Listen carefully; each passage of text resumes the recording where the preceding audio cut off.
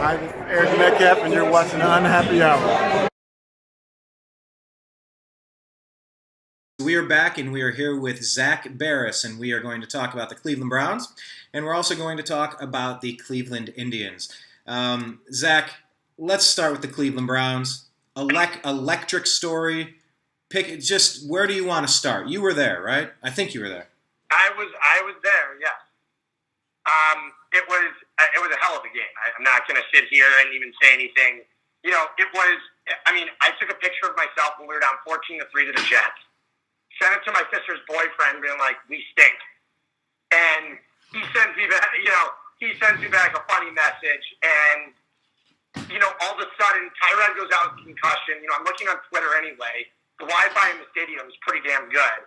So I'm looking, I go, Baker's warming up on the sideline anyway before Tyrod even went out with the concussion. And all of a sudden, Baker comes in the game, and the crowd just lights up. And, I mean, and Brian, I'm telling you, there's been a lot of empty seats over the last few years at First Energy Stadium. It has been, it's been very, very quiet. It has been tough to get going with a lot of opponents' fans in the building. Yes. And all of a sudden, on Thursday night, there was just a sea of Browns fans. It was an awesome atmosphere. And the second Baker came in the game, you just see this ultra-quick release, lightning-fast throws with tons of velocity. He moves well in the pocket, and you're just sitting there going, you're looking back on the first 2.5 games and going, man, this guy was a quarterback. Odds are we'd probably be 3-0 right now. And that's what I started saying. I held my tongue after the Schittsburg game, but after the Saints game, I came to the same conclusion. We would have won if Baker was the quarterback. However, I'm not going to sit here and fault Hugh Jackson and John Dorsey and the rest of the organization for coming out there and starting Tyrod. And I'll tell you why. The last thing you want to do, and this is something the Browns have done consistently over the last few years, is throw a quarterback to the Wolves in game one against your arch rival, the Steelers, in terrible weather. Imagine if Baker Mayfield goes out there in game one and throws 4 interceptions in the pouring rain. Seriously. It could have destroyed his confidence. It could have ruined everything. He could have gotten injured. You never know what's going to happen. Also, you had a brand new fresh left tackle that was an undrafted rookie starting. You didn't know what to expect. The Saints game, I think, would have been a good game for Baker to play in. But, I mean, really, you had to give Tyrod a second chance. He did not show during the Saints game. And during the first half, you knew Baker was going in that game at some point midway through the second quarter because Tyrod just wasn't getting it done. Whether he was injured or not, Baker would have been in that game after halftime. I can guarantee that. Well, that is one of the big questions, whether that's a guarantee or whether that was going to happen or not. I don't know, but it looked bad and it felt bad. Sidelines. I mean, it was being reported anyway throughout the stadium that Baker was going to be starting the second half anyway. Oh, okay. Everybody was talking about it at the seats. They're like, he was warming up. I mean, you could see the fans were going crazy. So what happened was, he came in the game. And honestly, I'm not going to sit here. The only reason I see the Drew Brees comparison is because they're both small. Okay. But to me, Baker Mayfield looked more, the ultra-quick release like Aaron Rodgers, lots of velocity on his throws. It reminded me of a smaller version of Aaron Rodgers, to tell you the truth, than it did. The mobility in the pocket, to be able to get out of the pocket, I mean, just the way his awareness was fantastic, and that's just something Tyrod doesn't have. Tyrod's very, very athletic. We watched him in 2.5 games. He's athletic. But the thing is, his pocket presence just isn't there. Baker Mayfield gets the ball right away. His receivers, the second they turned around, you saw 2 big drops because his receivers are so used to getting the ball that quickly. The second they turned around, the ball was there.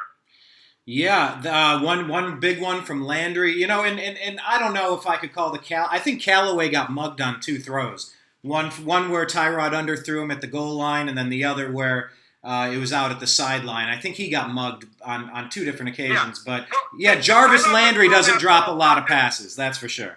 No, I mean, Callaway had 10 yards on the defender on that play and had to come back. Yes. It should have been a pass interference anyway. Yes. But it would have been a touchdown if Tyrod would have hit him perfectly. Tyrod's made 1 perfect throw this season, and that was to Anthony Callaway in the Saints game.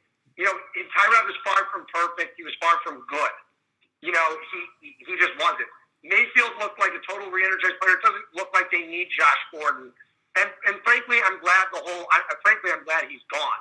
I think it could have disrupted the whole flow of the game. Because it seems like, from what I've been hearing, is that Gordon didn't know his routes properly. And the Browns are just frustrated. The injury, I think everything cumulative. I think it was a cumulative decision on the entire organization's part at this point. When Dorsey finally said, like, listen, this guy obviously doesn't know the playbook. This was the issue when he came back when the Browns were 7-4 a few years ago in 2014, and they said when he came back to the lineup, Hoyer started to struggle mightily because Gordon didn't understand the playbook. He didn't even know his routes. That was the problem. Okay. That's a problem. He's ultra talented, but the guy doesn't know his routes. I don't think he really cares about the game too much, from my opinion. Well, it looks like we got a steal in Antonio Callaway. That guy is a burner. Yeah. And I think now that Baker has a relationship with him because they were both kind of playing on the practice squad, I bet you we're going to light up quite a few people with Antonio Callaway going deep. I don't know if he's going to make us forget Josh Gordon, but he gets past his defenders fast. Josh Gordon is in the past. Nothing Josh Gordon does is going to relive. He just doesn't. He's not the talent he was. He's not the transcendent talent he was in potential. Does he still? Yes, but he's highly likely never to reach it. And now he's another team center. You looked at 30 other teams other than the Patriots weren't willing to trade more than a fifth rounder for him. Think about that for a second. 30 other teams weren't willing to take a flyer of more than a fifth rounder. The 49ers offered a sixth rounder and pulled the pick.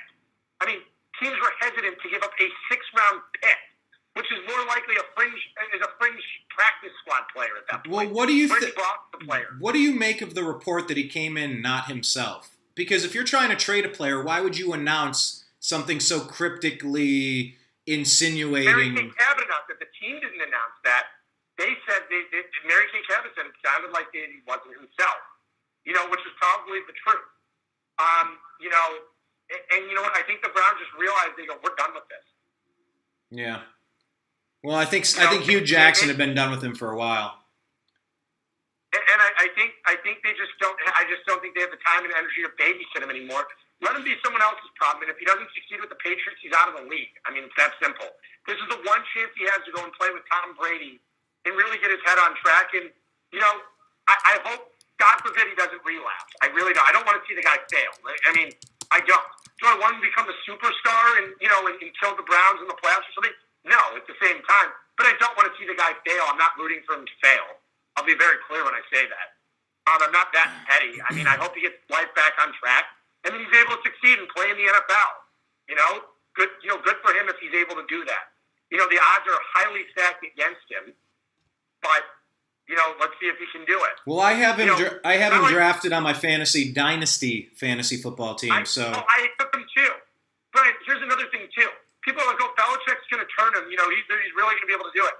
Well, let's take a quick look at Aaron Hernandez. Okay. Who played with Belichick his entire career, committed multiple murders. Was constantly cheating drug tests. It's not like Belichick. He's going to go the Patriot way. That's what I'm getting at. Yeah. Well, time's going to tell. It does feel good to know that the Johnny Manziel and Josh Gordon era is done now. It does feel good. It's good that we've completely wiped that era and wiped the slate clean. And you know what? People, it's so funny that Sashi Brown gets so much credit. I'll give Sashi Brown credit for one thing: the defensive line. And Emmanuel Ogbah, who drafted Larry Ogunjobi last year in the third round, who's a stud. Yes. And Myles Garrett. I mean, we do have a great defensive line. However, John Dorsey turned over 60% of the roster in the offseason. And this team is just significantly better. Like in the Steelers game, when that team came back, this team's resilient. The old Browns would have played out there and quit. When they were down 21-7 with 8 minutes left in the fourth quarter, they would have lost that game 35-7. Against the Saints, yes, they lost because we had a stupid kicker who couldn't make 2 extra points and 2 field goals. There's nothing you can do about it at that point. But the roster turnover, and the Browns that came back down from 14-3 against the Jets, when Mayfield came in and lit a spark, Todd Haley, the offense, perfectly tailored to Mayfield's strength. And now you're going in there in a game this weekend against the 0-3 Raiders, who've blown 3 fourth-quarter leads so far this season and have gotten no pressure on the quarterback as is so far. They have 3 sacks the entire year. Myles Garrett has 4, and Larry Ogunjobi has 3. Ogunjobi has 14 quarterback pressures this year. The Raiders have 15 as a team. Wow. I called Ogunjobi, I called him the wood chipper. He just seems like a wood chipper up the middle. Just deadly. Just imagine if the Browns would have somehow gotten Khalil Mack for 2 first-round picks and paired him up with this current roster. He would be disgusting. Yeah, or if we would have went and got Bradley Chubb. But then again, talk about Denzel Ward. I have Ward been... Production. If you're watching live here, this is the Facebook feed. Thank you very much. It's the Facebook private group. Brian, I'm going to have to call you back. All right, do it. I'll call you back. This is just one of those shows. What can I say? We were talking about Denzel Ward. I guess we could pick it up from there. Denzel Ward is a monster. Michael Nemeth. Ward is a monster. Absolutely. Geez, now I'm getting 100 notifications on my phone. This is a weird day. But anyway, we'll see improvement. Michael is also saying we'll see improvement in the offensive line with Baker's quick release. Yes, that is one of the most important points that I think any of us could come up with. By the way, hello, Brian Marlin. Hello, Aaron Lynn. Hello, everybody else who's jumping in to watch with Michael Nemeth.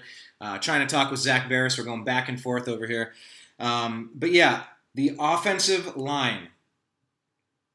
If Baker Mayfield is taking a step back, scanning for his first read, jumping to a second read, third read, fourth read, letting it go.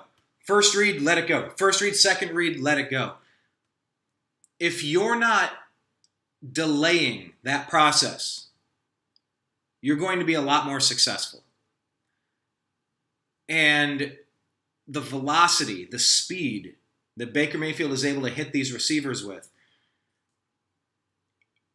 it's going to protect his health. The fewer hits Baker Mayfield takes, the better. And if you drop back and let it release fast, you're going to be protecting yourself. You don't want a quarterback on their back. You don't want him to be getting injured. You don't want him running. You don't want him getting concussions. You don't want him getting sacked. You don't want that. His job is to get that ball to the playmakers who can then try to break a tackle and take it the distance. That's Baker Mayfield's job.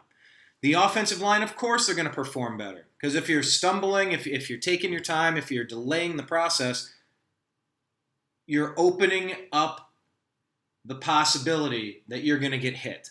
And that's going to make the line look better if the ball's already gone. And it's kind of demoralizing, too. I mean, when you're playing on the defensive line, you, number one, want to stop the run at all costs. I played defensive end, same position Myles Garrett plays. He's a little bigger than I am. But your job is defensive end. It's nothing between you and the sideline. Your job is between you and the sideline.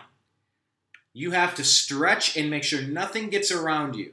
So then if a play is going this way, the linebackers know they can always come in on the backside because you have everything between yourself and the sideline.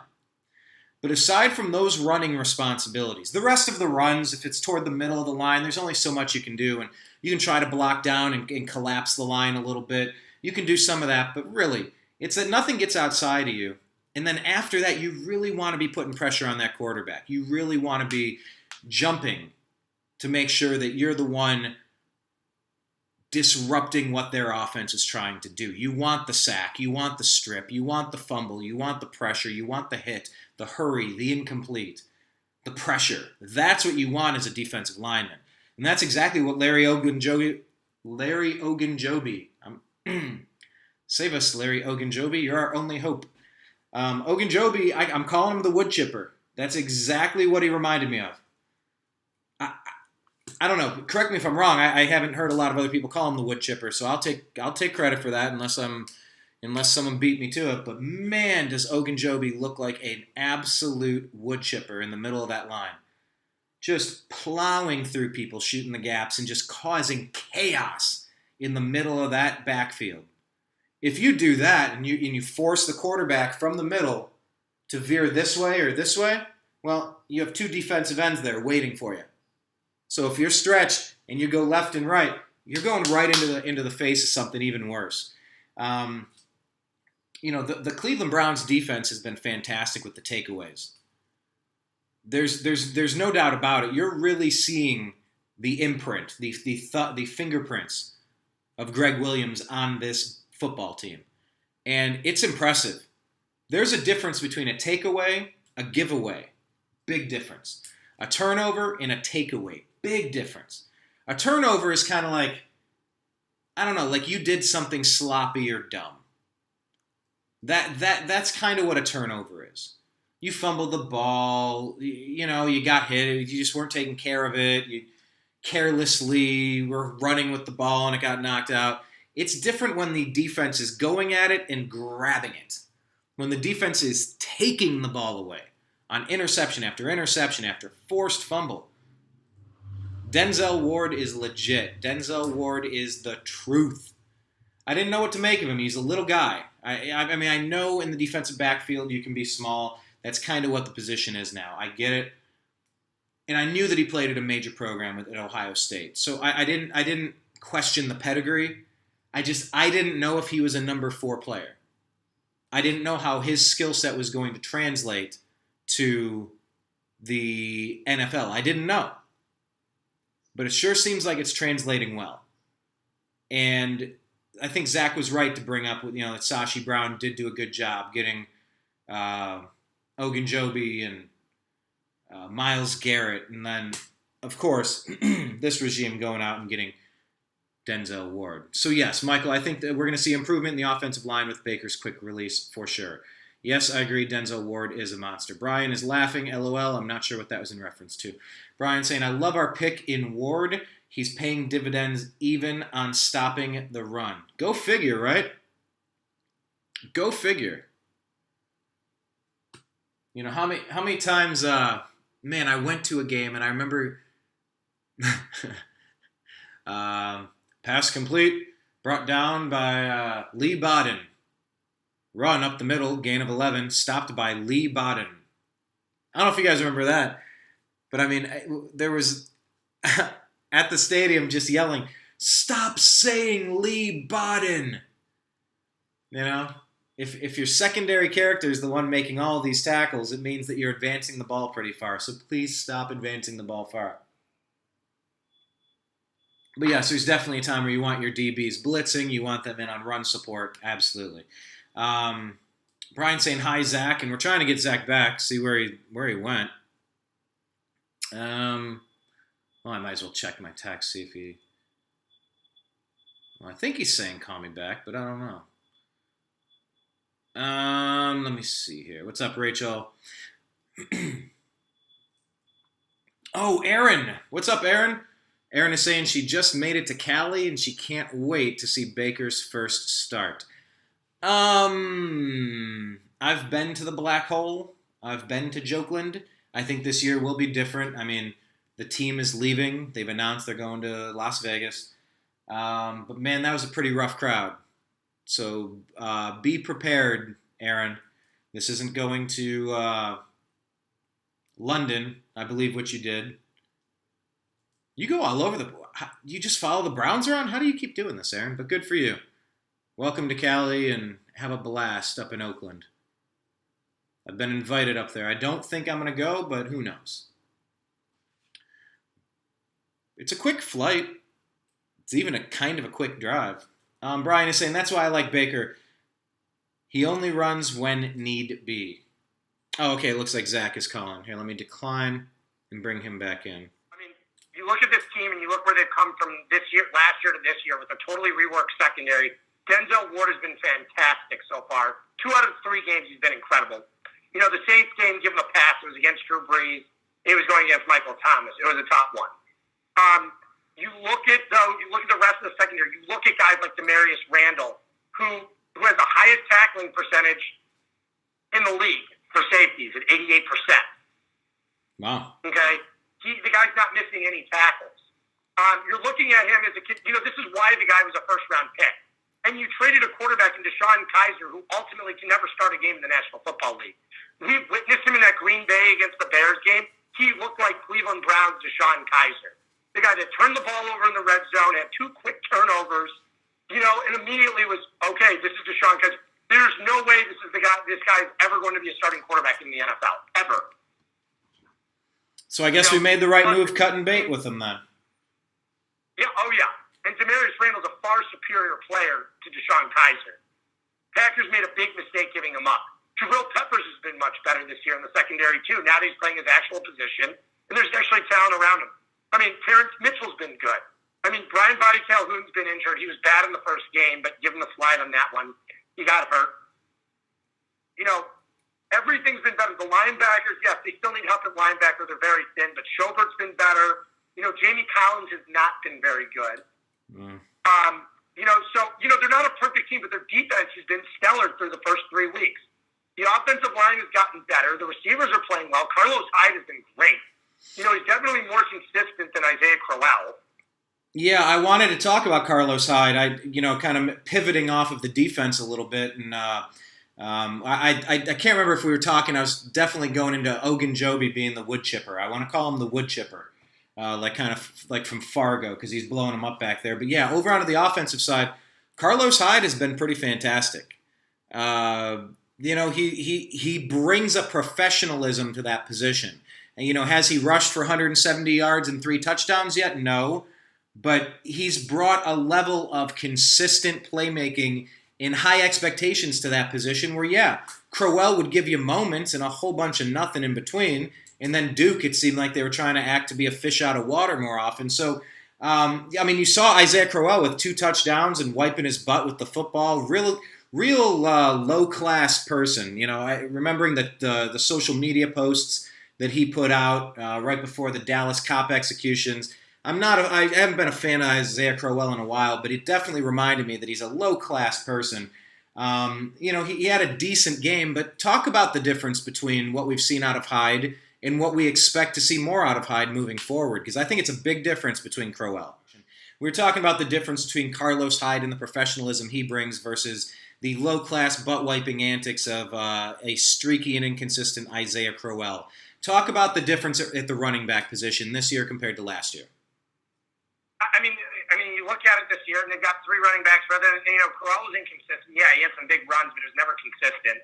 Hyde just pounds the ball in there every single play. They've got Nick Chubb, who had a nice carry last game. He's not getting a ton of work right now, but when he's in there, he's looked good. And they do need to get Duke Johnson the ball more, and I think they will with Baker Mayfield at quarterback. But they do need to incorporate him more into the game plan, which they have yet to do. And with Baker Mayfield, why do you think he's going to get the ball to Duke more often than Tyrod was able to? Because I thought Tyrod likes to check down. Teams were stacking the box against Tyrod. They were stacking the box. There was no ability to move the ball anywhere. Because he couldn't get the ball down in single coverage anyway. With Baker, it creates a lot more uncertainty for defenses, what they can do in their secondary and what they can do in the box. It's going to totally change the game plan. He's got a livelier arm. He's got a bigger arm, and he's got much better awareness. And a way quicker release. So I think it helps out Duke Johnson in the passing game a lot. I mean, we could see amazing things out of Duke Johnson. Just give him the ball in some space. You don't want him running on 4th and 1 up the middle. Well, that's not a Duke Johnson play. It's just, it doesn't make sense to me. Like, he would be great running crossing patterns. None of the linebackers can keep up with him. We have weapons on this offense, and I'm so excited now that we actually have somebody capable of utilizing him. Michael Nemeth in the group, he's saying he's good with Hyde giving us 80 yards and a touchdown. Yeah, he gave us 2 touchdowns. Or no, he gave us 1. Sorry. Gave it 93 yards though last game. Yeah, I mean, we're kind of getting this guy in his prime, right? Running backs don't have a super. Old, yeah. We don't really have a long shelf life at the running back position where you're super effective, but he's kind of at the peak. He's a professional. He's able to get it done. He's had a good track record. I'm super excited about the Browns. Is the long story short of this, Zach. I'm really excited. Maybe one of the areas I'm not excited would be special teams. Just talk to me a minute about what's going on. I mean, it's not just kickoff. It's not just kick return. It's not just punt. It's not just punt return. It's not just field goals. It's all of the things. Just what is going wrong with special teams, do you think? It's tough, and you wonder how Chris Tabor still has a job here after all this time. Yeah. Hopefully Greg Joseph, the new kicker, can get it done, because you look at it now and you go, if team had a kicker, they'd be 3-0. Go figure. I mean, how do you feel about being 1-1-1? How does that make you feel? Better than being 0-3 or than 1-2. If you look at it, if you would have told me they were going to come out of their first 3 games of the year, playing, with the Jets looking better, with the Saints being the Saints and the Steelers being the Steelers, if the Browns are going to come out of that 1-1-1, I would have said, okay, I won't be pissed off at that. Right. Well, I mean, do you think it's more likely the Browns are going to turn around their special teams play, or is it more likely we're going to have to go a different direction and axe the guy halfway through and try something different? If you had to guess. I hope they can turn around. They signed a new kicker. It's not like there's 50 kickers sitting out on the free agent market to sign. They thought Zane Gonzalez was the real deal. Obviously, he wasn't. He wasn't very good last year either. It'll be tough to see. Kickers, it's tough to. It's a tough position. They had consistency for all those years with Phil Dawson. Imagine if they had Phil Dawson in his prime on this team now. And Joe Thomas. Yeah. And Josh Cribbs. Yeah, well, the return game is not as big as it used to be, but, yeah, I do get your point on that one, too. Yeah. I mean, and, I think this team is significantly improving.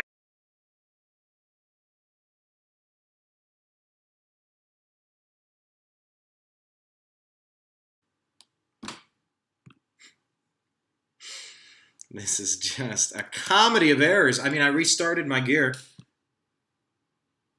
Did it really kick you off again? I mean, I can't keep doing this. I don't know why we're having the problems. Another. All right, hang on, guys. You know what? I have to do this. I have rebooted my computer and done everything I know of to try to keep this from happening. So I'm going to try this one more time. I don't know.